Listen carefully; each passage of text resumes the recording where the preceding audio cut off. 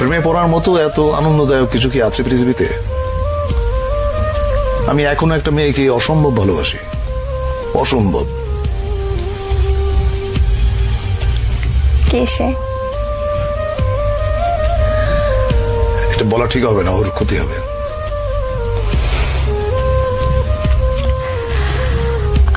আমরা কি চিনি? চেনো হয়তো। আপনার কাছে প্রেমের সংজ্ঞাটা কি? প্রেম আপনি কিভাবে অনুভব করেন? প্রেম হচ্ছে স্বর্গীয়। এইটা মানুষের ভেতরে প্রেমের যে অনুভূতি, এটা পবিত্র এবং স্বর্গীয়। প্রেমের চাইতে ভালো বিষয় মানব ইতিহাসে নাই। আমি শুধু মানুষের প্রেমের কথা বলছি না। একটা মানুষ একটা বৃক্ষের সঙ্গে প্রেম করতে পারে, একটা মানুষ তার বাসার জানালার পাশে যে গাছটি আছে সেখানে যেটা দোয়েল পাখি বসে, সে তারও প্রেমে পড়তে পারে, তাই না? সাধারণত আমরা প্রেম বলতে বুঝি খুব ছোট্ট কথা, সেটা হচ্ছে যে একটা ছেলে একটা মেয়ে। ব্যাপারটা কিন্তু সেরকম না, তাই না? ধরো যেমন আমাদের প্রফেট, তার সঙ্গে আল্লাহর যে প্রেম, এটাকে তুমি কিভাবে ডিফাইন করবে? এটা ডিফাইন করা সম্ভব না। You have to feel it in your heart. প্রেম হচ্ছে এরকম। আমি একটু মানব প্রেমের মধ্যেই থাকছি। অনেকে বলেন যে প্রেমে পড়লে হৃদয়ে হার্টে ব্যথা করে, অনেকের পেটে ব্যথা করে, অনেকের মাথায়ও ব্যথা করে। তো আপনার ক্ষেত্রে প্রেমে পড়লে সেই ব্যথাটা কেমন? সেটা তোমার মনে হয় যে পেটের উপর একটা প্রজাপতি নাচতেছে, এবং প্রেমের ব্যথার মতো এত মিষ্টি ব্যথা বোধহয় পৃথিবীতে নাই। তো প্রজাপতি নাচলে কেমন লাগে সেটা আপনার কাছ থেকে শুনি। এটা তোমার সুরসুরি জাতীয় একটা জিনিস, এটা আসলে বোঝানো সম্ভব না। তুমি হয়তো কাউকে ভালোবাসো বা কারো প্রেমে পড়েছো, তুমি তোমারটা তোমার মতো করে বুঝবে, আমি আমারটা আমার মতো করে বুঝবো। আচ্ছা, আপনার ওই যে ক্যামেরাম্যান যে আছে এখানে, কি নাম তোমার? হ্যাঁ, ছোটন। ছোটন। ছোটন ওর প্রেমের অনুভূতি কি এটা ও বুঝবে, ওটা তো আমি বুঝবো না। আমি যখন বালক ছিলাম তখন প্রেম বলতে যেটা বুঝতাম, পরিণত বয়সে এসে আমি দেখলাম প্রেম আসলে অন্যরকম। পার্থক্যটা কি? পার্থক্যটা অনেক অনেক অনেক। আমাদের ধরো যেমন প্রথম প্রেমের যে অনুভূতি, সেটা হচ্ছে যে বই পড়ে, শরৎচন্দ্র বা বঙ্কিমচন্দ্র পড়ে প্রেম সম্পর্কে একটা ধারণা মাথায় ছিল। ওইটা আসলে প্রেমের অনুভূতি না। প্রেমের অনুভূতি একেবারেই অন্যরকম, একেবারেই। এটা এক একজনের কাছে এক এক রকম, এটা কেউ কাউকে বলে বোঝাতে পারবে না। প্রথম প্রেমের কথা বলছেন, সেটা বইয়ের কথা বললেন, কিন্তু প্রথম মানব প্রেম যদি বলি সেটা হচ্ছে আমি তখন অনেক ছোট। কত বয়স? বয়স কত হবে তখন? এই ধরো 14-15।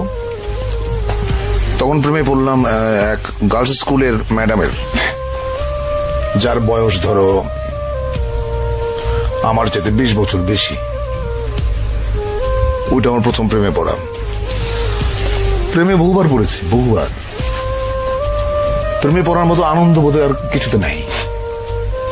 কিন্তু একটা জিনিস মাথায় থাকতে হবে, সেটা হচ্ছে কাউকে হার্ট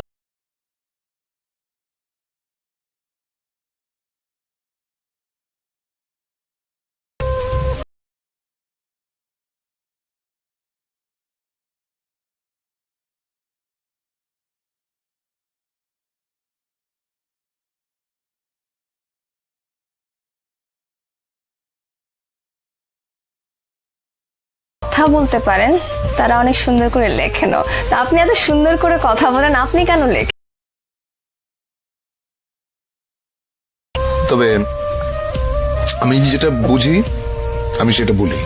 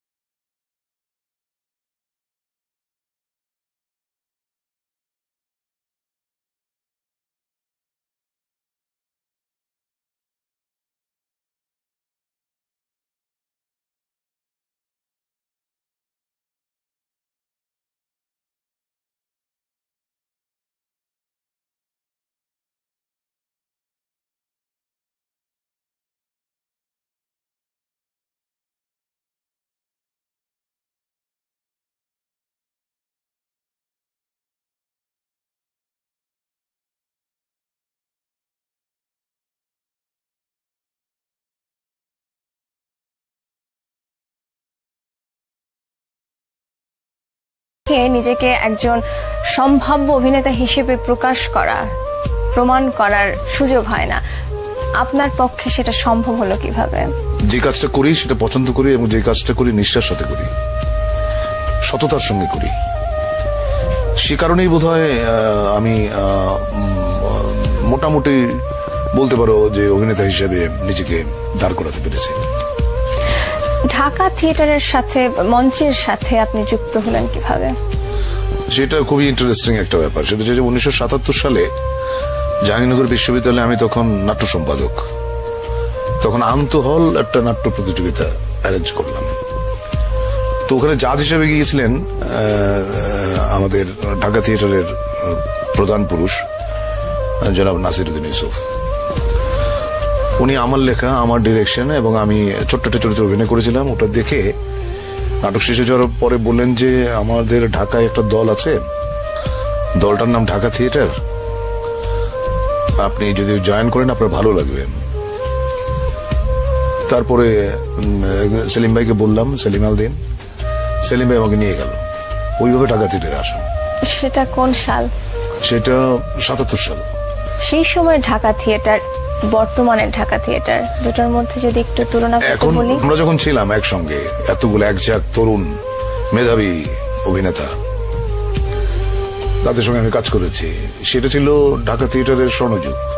এখন আমি থিয়েটার ওইভাবে দেখি না, মাঝে মধ্যে যাই।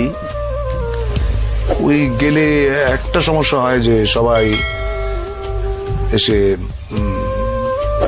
এসে এমন ভাবে বিরক্ত বলবো না, এমন ভাবে ধরে আমাকে যে আবার একটু অভিনয় করেন মঞ্চে, আমরা দেখতে চাই। অনেকেই বলে যে আমরা আপনার মঞ্চের অভিনয় দেখি নাই, দেখতে চাই। তখন খুব বিব্রত হই, কারণ আমি জানি আমি মঞ্চে আর কোনোদিন কাজ করব না। কারণ মঞ্চে কাজ করার জন্য যেই ধরনের প্রাণ শক্তি লাগে সেটা হয়তো আমার আছে, কিন্তু আরেকটু বেশি থাকলে হয়তো করতাম। সেই প্রাণ শক্তিটা একজন অভিনেতা কোথা থেকে নিয়ে আসতে পারে আপনার মনে হয়? কিভাবে নিজেকে তৈরি করতে পারে? দেখো, ওই গিরিশ ঘোষ না কার জন্য একটা কথা আছে, দেহপট শনে নট সকলই হারায়। কারণ অভিনয় করতে একটা সুস্থ শরীর লাগে, একটা সুস্থ কণ্ঠস্বর লাগে।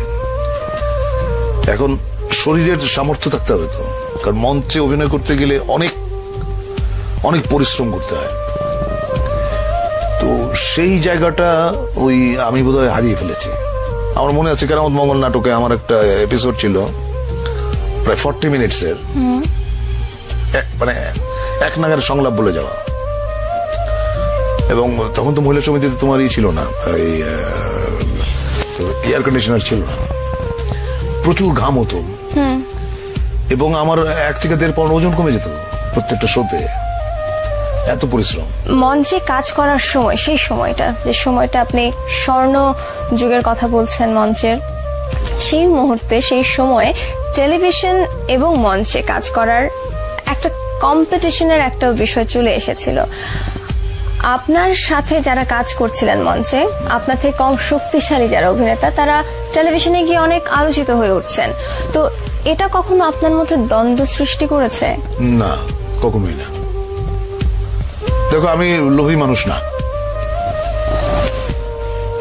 I am not a greedy person. I am a very simple person. আমার জীবন যাপন তুমি যদি দেখো, তুমি খুবই অবাক হবে। অনেকের ধারণা ফরিদি ভাই উশৃঙ্খল, বিশৃঙ্খল জীবন যাপন করেন, আসলেই না। আমি অত্যন্ত সুশৃঙ্খল। মানুষের অনেক ভুল ধারণা আছে, মানুষ ভেবে নেয়, তো মানুষের ভাবনার জায়গায় তো আমার কোনো হাত নাই।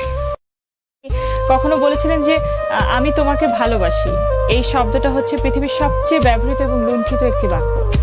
পৃথিবীর সব দেশেই, যেমন ধরো ইংরেজিতে বলে আই লাভ ইউ, তারপর জার্মানিতে বলে ইশ লিবে ডিশ, হিন্দিতে বলে যে মাইনে তুমসে প্যার করতা হুঁ। এগুলো এত বেশি বলা হয়, আমার মনে হয় পৃথিবীতে সবচেয়ে বেশি বলা হয় এই শব্দটাই মানুষের জীবনে। কিন্তু এটা আসলে লাভ হ্যাজ এক্সপায়ারি ডেটস। হ্যাঁ, সুতরাং এটা তো লুণ্ঠিত এবং বহুল ব্যবহৃত শব্দ। এই শব্দটার কি আসলে কোনো ভ্যালু কিংবা এটার কোনো মহত্ব কি নেই? অবশ্যই আছে। প্রেম হচ্ছে অত্যন্ত অথেন্টিক এন্ড পিওর, কিন্তু প্রেম আসলে হয় কি দুজন মানুষের মধ্যে যখন প্রেম হয় তখন হয় কি একটা সময় আসে যে কোনো একজন হয়তো আগ্রহটা হারিয়ে ফেলে, তখনই মনে হয় যে এই শব্দটা 20 বছর আগে বলেছিল একজন আরেকজনকে যে আমি তোমাকে ভালোবাসি, তখনই শব্দটা মনে হয় যে অনেক লুণ্ঠিত শব্দ। আমরা এই প্রেম, ভালোবাসা এবং নানান ফিলিংস এর কথা আরো একবার আসবো, বাট তার আগে আমার জানার ইচ্ছা যে হুমায়ুন ফরিদী ছোটবেলায় কেমন ছিল? ছোটবেলায় আমি খুব দুরন্ত ছিলাম, অসম্ভব অস্থির, চঞ্চল, এক জায়গায় বেশিক্ষণ থাকতে পারতাম না এবং অনর্গল কথা বলতাম, অনেকটা বাচাল বলতে পারতাম। তখন কি ইচ্ছা ছিল যে বড় হয়ে এমন কিছু হব, খুব ফেমাস হব, অভিনেতা হব, মানে এই ক্রিয়েটিভ লাইনে আসবো, এটার কি তখন ইচ্ছা ছিল? না, একদম ছোটবেলা ছিল না। আমি বলছি তোমাকে, যখন 2, 3, 4 এ পড়ি ওই সময়টা ছিল, ওই সময়টা বিভিন্ন ধরনের ছিল, মানে একসময় মনে হতো এটা হবো, একসময় মনে হতো ওটা হবো, যেটা হয় আর কি ছেলে সন্তানদের প্রথম ইচ্ছা বাবার মতো হবো।